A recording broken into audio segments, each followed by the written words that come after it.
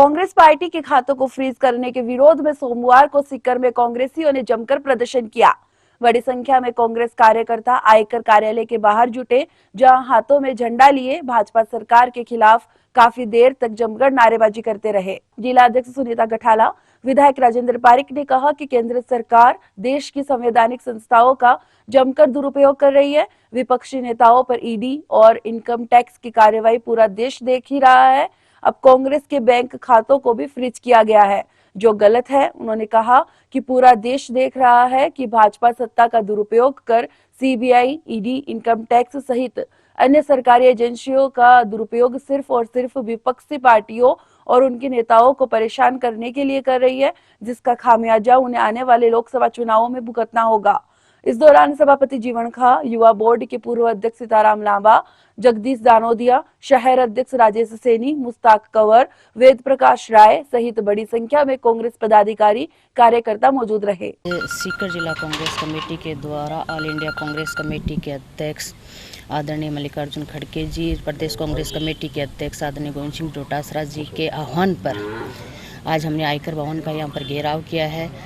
आज हम देख रहे हैं कि किस प्रकार देश में संवैधानिक संस्थाओं का दुरुपयोग किया जा रहा है, और संवैधानिक संस्थाओं का दुरुपयोग करते हुए हम देख रहे हैं कि केंद्र की सरकार, जो भारतीय जनता पार्टी की सरकार है, प्रधानमंत्री जी हैं, वो देश का ध्यान भटकाने के लिए सुप्रीम कोर्ट का फैसला, जब इलेक्ट्रॉनिक बॉन्ड के ऊपर रद्द करने का जो फैसला है, उसके बाद में देश का ध्यान भटकाने के लिए राष्ट्रीय कांग्रेस का खाता फ्रीज करना, युवा कांग्रेस का खाता फ्रीज करना, और जिनमें वो खाते फ्रीज किए गए हैं जिनमें क्राउड फंडिंग के द्वारा पैसा आया हुआ था। आज कभी चुनावों से पहले यहाँ आपने देखा होगा 5 राज्यों में विधानसभाओं के चुनाव थे, उस समय ईडी का प्रयोग किया जा रहा था। अब लोकसभा चुनाव होने हैं, ऐसे समय में कांग्रेस के खातों को फ्रीज करके एक संदेश देना चाह रहे हैं कि हम ये बहुदलीय जो व्यवस्था है देश की, उसको हम समाप्त करना चाहते हैं। लेकिन ये देश की जनता जाग चुकी है और 2024 का जो लोकसभा चुनाव होगा उसमें करारा जवाब दिया जाएगा। इसी को लेकर के हमने आज यहाँ पर धरना दिया।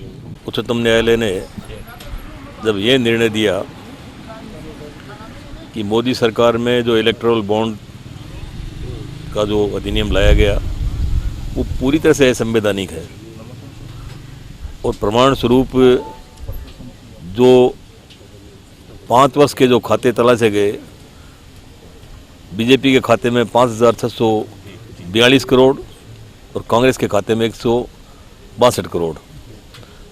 ये साफ बताता है कि इलेक्टोरल बॉन्ड का जो काला धन जो था उसको सफ़ेद करने के लिए मोदी सरकार ने जिस तरह से इस इलेक्टोरल बॉन्ड का सहारा लिया, उसको माननीय उच्चतम न्यायालय ने पूरी तरह से असंवैधानिक करार दिया।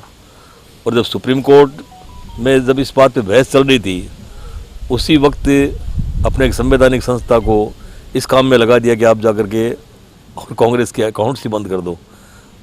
तो कांग्रेस के पूरे खाते सीज कर दिए गए। कांग्रेस ने तो अपने जो काम करने वाले लोग हैं उनकी सैलरी विड्रॉ कर सकती है, न अपने रोज़मर्रा के खर्चे उसमें जो है दे सकती है। तो ये एक तरह से संवैधानिक संस्थाओं का इतना बड़ा दुरुपयोग है जो शायद आज़ादी के बाद आज तक कभी नहीं हुआ। जितनी भी राजनीतिक पार्टियां हैं उनके अकाउंट को सीज करने वाला, फ्रीज करने वाला ये निर्णय जो है ये पूरी तरह से असंवैधानिक था। और जब हमारे वकील साहब जो विवेक तनखा साहब थे, जब उन्होंने जाकर के पैरवी शुरू की, तब थोड़ी देर बाद अकाउंट्स को जो है फ्रीज करके हटा दिया। तो क्या मजाक बना रखा है।